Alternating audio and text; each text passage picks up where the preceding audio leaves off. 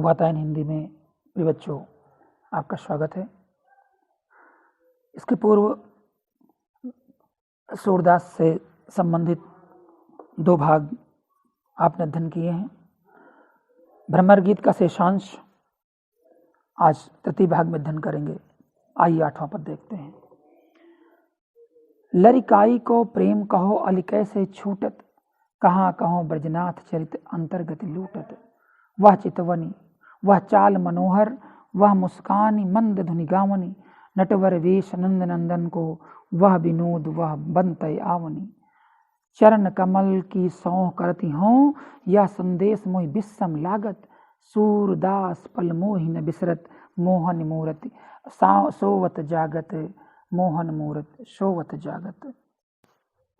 बच्चों, यहाँ पर गोपी उद्धव से कहती है कि श्री कृष्ण से हमारा स्नेह आज का नहीं है, हमारे वो बचपन के सखा हैं। लरिकाई को प्रेम कहो अली कैसे छूटत, हमारा वर्षों पुराना प्रेम है, जो कि बचपन का प्रेम बच्चों जल्दी छूटता नहीं है। कहाँ कहो ब्रजनाथ चरित अंतर्गत ही लूटती, अंतर्गति हृदय के अंदर हमारे वो ब्रजनाथ हैं, अर्थात कृष्ण जी का चरित्र कहाँ तक तुम्हें बताएं। उनके साथ बिताए एक एक पल हमारी अंतरात्मा में आज भी आनंद की अनुभूति भर देते हैं। लरिकाई को प्रेम कहो अली कैसे छूटत। वह चितवनी वह चाल मनोहर, वो उनका चलना, तिरछी भौहें बना करके मुग्धकारी चाल में चलना, मुस्काना और मंद धुनि गावनी, मधुर स्वर में वंशी वादन करना, अर्थात उनकी लीलाएं हमारे मन को अत्यधिक आनंदित करती रहती हैं। नटवर वेश नंदन को, उनका जो नटवर वेश है नंद का नंदन अर्थात कृष्ण का, वह विनोद वह बनतय आवनी, वो परिहास करना, बन से आना। गोपियाँ उनकी संपूर्ण लीलाओं का वर्णन करते हुए उन्हें विस्मित करने का प्रयास करती हैं। यहाँ पर स्मरण करती हैं कि चरण कमल के शौ करत हो, मैं चरण कमलों की सौगंध लेती हूँ, मैं श्री कृष्ण के चरण कमल की सौगंध खाकर कहती हूँ कि तुम्हारा ये निर्गुण का उपासना का संदेश विस्सम लागत, हमें विष की तरह प्रतीत होता है। क्योंकि सूरदास पल मोहि न बिसरत, सूरदास जी कहते हैं कि गोपियाँ कहती हैं कि उनकी मोहिनी मूर्ति और कैसे नहीं भूलती हैं। मोहन मूर्ति सोवत जागत, सोते जागते हर क्षण वो हमारे लिए सदैव मेरे सम्मुख रहते हैं, सदैव हम उनको याद करती हैं, इसलिए आज भी उनको भूला नहीं पा रही हैं। क्योंकि यह लरिकाई को प्रेम कहो अली कैसे छूटत, बचपन के सखा हैं, बचपन के मित्र हैं और आज भी हम उन्हें विस्मित नहीं करते हैं। आइए 9 पद देखते हैं। कहत कत परदेसी की बात, मंदिर अरध अवधि बधि हमसो। हरि आहार चली जात, सस्य रिपु बरस सूर रिपु जुकवर। हर रूप कीन्हो घात, मघ पंचक लय गयो सामरो। ताते अति अकुलात, नखत वेद ग्रह जोरी अर्ध करी। सोई बनत अब खात, सूरदास भई विरह के कर मेंजे पस्तात। कहत कत परदेसी की बात। बच्चों, कूटपद सूरदास के बड़े ही महत्वपूर्ण हैं। यहाँ पर ब्रजबालाओं ने कहा कि श्री कृष्ण की बात का विश्वास हम कहाँ तक करें, क्योंकि कहत कत परदेसी की बात, उस परदेसी की बात हमसे निश्चित मत करो, क्योंकि उसने जाने की अवधि हमसे बताई थी लेकिन वह लौट करके नहीं आया। प्रतीक्षा की अवधि बीत जाने पर गोपियों की ने इस पद में बड़ी मार्मिक व्यंजना अभिव्यक्त हुई है। कहत कत परदेसी की बात, उद्धव उस परदेसी की बात मुझसे मत करो, अर्थात वह परदेसी हमारे विश्वास के योग्य नहीं रहा। क्योंकि मंदिर अरध, मंदिर का अर्थ होता है बच्चों घर, और उसका आधा होता है पक्ष, और पक्ष का अर्थ होता है एक पखवाड़ा यानी 15 दिन। बहुत गौर से सुनना इसको, एक पखवाड़ा यानी 15 दिन। 15 दिन अवधि बधि हमसो, 15 दिन का समय लेकर के वो हमसे वचन दे करके गए थे, लेकिन हरि आहार चल जात। हरि अर्थात सिंह, और सिंह का आहार होता है मांस, और मांस का अर्थ होता है महीना। 1 महीना गुजर गया है, 15 दिन का समय लेकर के गए थे लेकिन 1 माह बीत गया है। उस परदेसी की बात मत करो। और इस समय शशि रिपु बरस, शशि चंद्रमा, शशि का रिपु क्या है सूर्य, उसका विरोधाभास क्या हो गया सूर्य, और सूर्य कब होता है दिन में। तो यहाँ पर हो गया शशि रिपु बरस, एक एक दिन एक एक वर्षों के समान। और सूर्य रिपु जुगवर, सूर्य रिपु शत्रु, और उसका जो शत्रु है वह विरोधाभास हो गया आपका चंद्रमा, और चंद्रमा कब होता है? रात्रि में, और रात्रि युगों के समान बीत रही है। और हर रिपु कीन्हो घात, उस पर भी हर भगवान कामदेव ने हम पर हमें और भी अधिक प्रताड़ित कर दिया है। यहाँ पर हम देखें हर रिपु क्यों है? हर कहते हैं भगवान शंकर को, और शंकर का शत्रु है कामदेव, क्योंकि भगवान शंकर ने कामदेव को भस्म किया था। अर्थात कर्ण के वियोग में दिन वर्षों के समान, रातें युगों के समान प्रतीत हो रही हैं। अब इन्हें व्यतीत करना अत्यंत ही कठिन हो रहा है। उस पर भी कामदेव हम पर घात लगाए हुए बैठा है। मघ पंचक ले गयो सामरो, मघा नक्षत्र होता है बच्चों, 27 नक्षत्र होते हैं, और 27 नक्षत्रों में हमारा ये मघा से जो 5वां नक्षत्र होता है उसको हम कहते हैं चित्रा। मघा से 5वां चित्रा हो गया, और चित्रा का अर्थ हो गया चित्त। मघ पंचक ले गए सामरो, जब कन्हैया जाने लगे तो हमारा ये चित्त चुरा करके ले गए, और जब चित्त चला गया तो तात्व कार्य अकुलात, इससे हम ब्रजबालाएं और भी दुखित हो रही हैं। उधो अब तो मन में एक ही विचार आता है कि नखत वेद ग्रह जोरी, इनको क्या करें बच्चों? जोड़ो। नखत 27, वेद 9, ग्रह वेद 4, ग्रह 9, आप जोड़ेंगे तो आपका योग हो जाएगा 40। 27, 4 और 9 जोड़िए आप इनको तो हो जाएगा 40। जोरी अर्ध करी, अर्ध आप आधा कर दीजिए, हो गया 20। सोई बनत अब खात, 20 माने 20। अब तो हम कामदेव ने इतना प्रताड़ित कर दिया है कि हमें लगता है कि कृष्ण के वियोग में हम विष खा करके अपना प्राणांत कर दें। इसके अतिरिक्त कोई दूसरा मार्ग नहीं है। ब्रजबालाएं कहती हैं सूरदास बस भई विरह के, सूरदास जी कहते हैं कि हम तो विरह के वशीभूत हो गई हैं। कर मिंजे पश्चात, अर्थात हाथ मल मल के पछता रही हैं। अगर हम कन्हैया से प्रेम ना किए होते तो आज इस विरह की स्थिति को प्राप्त नहीं करते। कहत कत परदेसी की बात, हे उधो तुम मुझसे उस परदेसी की बात मत करो। बच्चों काव्य सौंदर्य देखें, यहाँ पर कूट शैली का सुंदर उदाहरण है।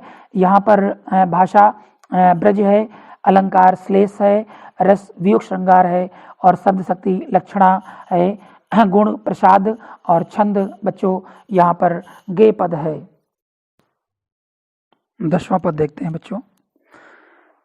निस दिन बरसत नयन हमारी, सदा बसती वर्षा ऋतु हम पर, जब ते श्याम सिधारे, द्रग नयनन न रहत निशिवाशर, कर कपोल भयकारी, कंचुक पट सूखत नहीं कबहूं, उर विच बहत पनारे, आंसू सलिल भये सब काया, पल न जात रिष्टारे, सूरदास प्रभु यह परेखो, गोकुल काहे विचारे, निस दिन बरसत नयन हमारे।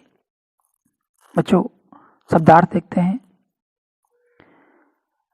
निस दिन दिन रात, अंजन काजल, कंचुक पट अंता वस्त्र कहते हैं जो गोपिका धारण करती हैं, पनारे परनाले, और रिस क्रोध।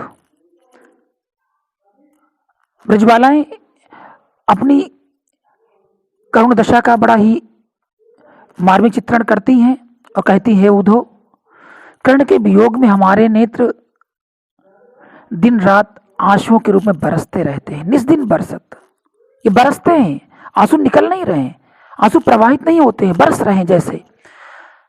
और कब से? सदा रहती वर्षा ऋतु हम पर, सदा रहती वर्षा ऋतु हम पर। ये ऐसा लगता है कि मानो वर्षा ऋतु सदैव हम पर छाई रहती है।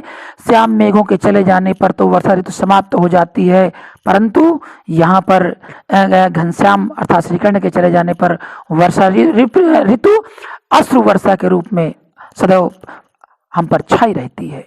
जब ते श्याम सिधारे, जब श्याम चले गए लेकिन वर्षा ऋतु नहीं गई, बादलों के चले जाने पर तो ऋतु चली जाती है। द्रग नयनन न रहत निशिवाशर, हमारी आंखों में आंसुओं के कारण काजल नहीं रुक पाता है। कर कपोल भय कारे, अगर आप देखेंगे तो ऊपर से हमारे हाथ और जो चेहरा होता है, कपोल गाल होते हैं, चेहरा होता है, वो काले पड़ गए हैं आंसुओं के प्रवाहित होने के कारण। और वही आंसू जब बहते हुए चेहरे से आगे आते हैं बच्चों, तो कंचुक पट सूखत नहीं कबहू। गोपियां कह रही हैं कि मेरे अंतावस्त्र कभी सूख नहीं पाते हैं, आंसुओं की निरंतर धारा प्रवाहित होती है, जिससे कर्ण के वियोग में मेरे अंतावस्त्र नहीं सूख पाते। उर्विच बहत पनारे, ऐसा लगता है कि हमारे वक्षस्थल को काला हो गया है, क्योंकि वो काजल आंसुओं के रूप में प्रवाहित होता रहता है। आंसू सलिल भई सब काया, हमारे हृदय में जिस प्रकार से आंसुओं का प्रवाह आता है, तो हमारी ये शरीर ही अश्रुमय हो गया है। आंसू इतने हुए कि हमारा ये शरीर ही आंसुओं से युक्त हो गया। और पल बीच जात ना रिश्तारे, अब एक क्षण के लिए भी ये शांत नहीं हो रहा है, अर्थात निरंतर कामदेव का क्रोध और भी बढ़ता रहता है, वो हमें परेशान करते रहते हैं। और सूरदास यहाँ पर एक हो, सूरदास जी कहते हैं कि गोपियां कहती हैं कि श्री कृष्ण ने गोकुल और गोकुल के निवासियों को कैसे भुला दिया। गोकुल काहे बिचारे, गोकुल काहे बिचारे, गोकुल और गोकुल को कैसे भुला दिया। निस दिन बरसत नयन हमारे हे उधो, उनके गोपियों की विरह व्यथा का बड़ा ही सहज और मार्मिक चित्रण यहाँ पर व्यंजित हुआ है। निस दिन बरसत नयन हमारे। 11वां पद देखते हैं बच्चों। ऊधो भली भई ब्रजाए, विधि कुलाल कीन्हे कांचे घट, ते तुम आनी पकाए, रंग दीनो हो कान सांवरे, अंग अंग चित्र बनाए, पाते गरे न नेह नयन नयन नेह तय, अवधि अटा पर छाए, ब्रज करी आवाज जोग कर इन्हन, सुरति आन सुलगाए, फूंक उसास विरह प्रजनन संग, ध्यान दरस सियराए, भय सपूरन सकल प्रेम जल, छुअन न काहू पाए, राज काज तय गए सूर प्रभु, नंदन कर लाए, ऊधो भली भई ब्रज आए। बच्चों, उद्धव श्रीगण के संदेश वाहक के रूप में ब्रज आए। गोपियां उन पर व्यंग करती हैं, कहती है उद्धव आपने अच्छा किया जो ब्रज आप आ गए, अच्छा हुआ कि आप ब्रज आ गए। विधि कुलाल, कुलाल कहते हैं जो हमारा कुंभकार होता है, जिसे हम कुम्हार बोलते हैं, कुंभकार जो घड़े बनाता है, बर्तन बनाता है मिट्टी के। विधि कुलाल की इन्हें कांचे घट, इस ब्रह्मा रूपी कुंभकार ने हमारे शरीर रूपी घड़ों को कच्चा बनाया था। उससे एक भय था कि टूट सकते हैं, गल सकते हैं, लेकिन ते तुम आनी पकाए, लेकिन तुमने आकर के उसे और भी परिपक्व कर दिया है, इन घड़ों को पका दिया है। बच्चों हम जानते हैं जब घड़े पक जाते हैं तो उन्हें टूटने या गलने का डर नहीं रहता है। रंग दीनो कान सामरो, इन घड़ों को श्री कृष्ण ने विविध रंगों में रंग दिया था। अंग अंग चित्र बनाए, मेरे अंग अंग पर उनके ना जाने कितने चित्र अंकित हैं। पाते गरे न नयन नेह तय, अवधि अटा पर छाए, श्री कृष्ण के मथुरा चले जाने पर शरीर रूपी घड़े हमारे आंसुओं के वर्षा जल से इसलिए नहीं गल पाए क्योंकि इन पर अवधि अटा पर छाए, अवधि रूपी अट्टालिका बनी हुई है। अटा अट्टालिका या अटारी जिसे बोलते हैं, अवधि अटा पर छाए, ये अवधि रूपी अटारी बनी हुई है, अट्टालिका बनी हुई है। और ब्रज करी आवा चोक कर इन्हन, बच्चों हम जानते हैं जब हम बर्तनों को पकाते हैं ना तो आवा बनाते हैं, जहां बर्तन पकाए जाते हैं उसको आवा बोलते हैं। और उधो तुमने क्या किया, इस ब्रजमंडल को ही आवा बना दिया है और उस पर क्या किया, योग का ईंधन लगा दिया है। ईंधन लगाना पड़ता है ना तभी तो आग जलेगी। तुमने ये योग जो तुम्हारा है वो निराकार ब्रह्म का ये ईंधन का कार्य कर रहा है। सुरति आन सुलगाए, और श्री कृष्ण की स्मृति रूपी आग को सुलगा दिया है। कहीं कहीं हम भूल भी जाते हैं श्री कृष्ण को, लेकिन तुमने क्या किया कि सुरति आन सुलगाए, तुमने आग को और भी प्रज्वलित करने की कोशिश की है। और फूंक उसास विरह प्रजनन संग, उस आग में हमारी जो सांसें चल रही हैं उसे विरह की लपटें उठ रही हैं। और ध्यान दरस सियराए, इससे हमारे शरीर रूपे घड़े पक गए हैं, सियराए शीतल हो गए हैं, हमारे घड़े पक गए हैं और उनको श्री कृष्ण के दर्शन प्राप्त करने की इच्छा और भी अधिक तीव्र हो गई है। लेकिन हे उद्धो, आपके साथ ज्ञान चर्चा करके जो सुख प्राप्त हुआ है, इससे मेरे मन में एक शीतलता की अनुभूति होती है। और भरे सपूरन सकल प्रेम जल, अब ये घड़े प्रेम से परिपूर्ण जल से भर गए हैं। सपूरन पूर्ण हो गए हैं। प्रेम जल छुअन न काहू पाए, इन घड़ों को अब तक किसी ने स्पर्श नहीं किया है। गोपियों ने कहा ये जो शरीर रूपी घड़ा है इसको किसी ने स्पर्श नहीं किया है और ये घड़े तब तक सुरक्षित रहेंगे। राजकाज तय गए सूर प्रभु, जो राजकाज के लिए गए हैं वे लौटेंगे और ये घड़े अर्थात हमारे अनछुए शरीर तब तक पूर्ण रूप से सुरक्षित रहेंगे। किसी गण का इंतजार करते रहेंगे। हे उधो, तुमने आकर के अच्छा ही किया है जो आए, और उधो भली भाई ब्रज आए, तुमने आकर के इन घड़ों को और भी परिपक्व बना दिया है। बच्चों, काव्य सौंदर्य में देखें तो यहाँ घड़ों को पकाने की जो क्रिया है वो शांग रूपक द्वारा चित्रित की गई है। गोपियों को विश्वास है कि एक न एक दिन कन्हैया अवश्य लौट कर आएंगे। भाषा ब्रिज है, अलंकार यहाँ पर शांग रूपक है। रूपक में हमने एक दिन बताया था कि रूपक के 3 भेद होते हैं, उनमें शांग रूपक होता है, व्यूह श्रृंगार है और प्रसाद गुण है। छंद बच्चों यहाँ पर गे पद है। बच्चों अंत में 12वां पद देखते हैं। अखियां हरि दर्शन की भूखी, कैसे राहति रूप रस राची, ये बतिया सुन रूखी, अवधि गणत इकटक मगजोवत, तब इतनो नहीं झूठी, और अब यह जोग संदेशो सुन सुनी, अति अकुलानी दुखी, बारक वह मुख आने दिखावहूं, दुई पै पियत पतूखी, और सूर सुकत हठ नाव चलावत, ये सरिता है सूखी, अखियां हरि दर्शन की भूखी। बच्चों, गोपियां कहती हैं कि ये उधो, ये तुम्हारे नीरस योग की चर्चा ये मन नहीं सुनना नहीं चाहता है, क्योंकि ये आंखें तो श्रीकंठ के दर्शनों की अभिलाषा रखती हैं और उनके दर्शन के बिना इन आंखों को सुख शांति की अनुभूति नहीं होती है। अखियां हरि दर्शन की भूखी गोपियां उधो से कह रही हैं, हमारी आंखें श्रीकंठ के दर्शनों के लिए व्याकुल हैं, भूखी हैं, व्याकुल हैं।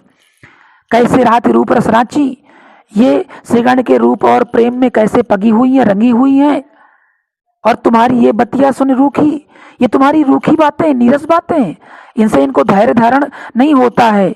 अवधि गणत एकटक मगजोवत, श्रीगण के लौट आने की अवधि एक एक दिन गिनती है। तब इतना नहीं झूठी, तब इन्हें इतना दुख नहीं हुआ था, तब ये इन्हें इतनी दुखी होना, तब ये इतनी दुखी नहीं हुई थी जब श्रीगण का एकटक मार्ग देख रही थी, प्रतीक्षा कर रही थी। परंतु अब यह योग संदेशो सुन, लेकिन तुम्हारा जो योग का संदेशा है ना, ये सुन करके जितना ये व्याकुल और दुखी हुई है, ये हे उधो, तुम ऐसा करो कि बारक वह मुखान दिखावो, अगर तुम कुछ कर सकते हो मेरे लिए तो फिर ये करो। हमारी तुमसे एक ही प्रार्थना है कि श्रीगण के उस मुख के मुझे दर्शन करा दो। और मुख कैसा हो? बोले दुई पै पियत पतूखी, पतूखी होती बच्चों पत्तों के दोनों का जो पात्र होता है उसको पतूखी बोलते हैं। श्रीगण ने कहा कि तुम्हारा ये संदेशा, तुम जिस मुख से वो पत्ते के दोने में दूध दूकर पिया करते थे, मुझे वही मुख ला करके दिखा दो। सूरदास जी कहते हैं कि गोपियां कहती हैं, सूर सुकत हट नाव चलावत, यह सरिता है सूखी। जैसे कोई व्यक्ति सूखी नदी में बालू पर हट पूर्वक नाव चलाने का प्रयत्न करता है। बच्चों, बालू पे नाव नहीं चलती है, नाव के लिए तो जल होना चाहिए। ये सरिता है सूखी, वैसे ही तुम यहाँ पर बालू में नाव चलाना चाहते हो, क्योंकि यहाँ तो सरिता सूख गई है। अर्थात श्री कृष्ण के प्रेम के अनुराग में हृदय पर तुम्हारे योग का उपदेश कोई प्रभाव पड़ने वाला नहीं है। निश्चित रूप से यहाँ पर तो श्री कृष्ण का जो साकार स्वरूप है, उनका जो दिग्दर्शन है, उनकी जो मोहनी मूर्ति है, वही आंखें देखना चाहती हैं। बच्चों, यहाँ पर भगवान श्री कृष्ण के प्रेम और रूप रस का आस्वादन करना चाहती हैं ब्रजबालाएं। भाषा काव्य सौंदर्य के अंतर्गत ब्रज है, अलंकार बारक एक पतूखी देखेंगे तो इसमें स्मरण अलंकार का भी चित्रण किया गया है, और निदर्शना भी है, सूर सुकत हट नाव चलावत, यह सरिता है सूखी निदर्शना है, और रस विप्रलम्ब है, शब्द शक्ति इसमें लक्षणा है, और गुण प्रसाद है। छंद बच्चों गे पद है। मैं उन सभी बच्चों से कहूँगा जो हमारे चैनल पर पहली बार आए हुए हैं, जिन्होंने अब तक हमारे चैनल को सब्सक्राइब नहीं किया है, वो सब्सक्राइब अवश्य करें और बेल आइकॉन प्रेस करना ना भूलें, ताकि हमारे जितने भी वीडियो हैं उन्हें समय से प्राप्त होते रहें। शेयर और लाइक जरूर करेंगे। धन्यवाद।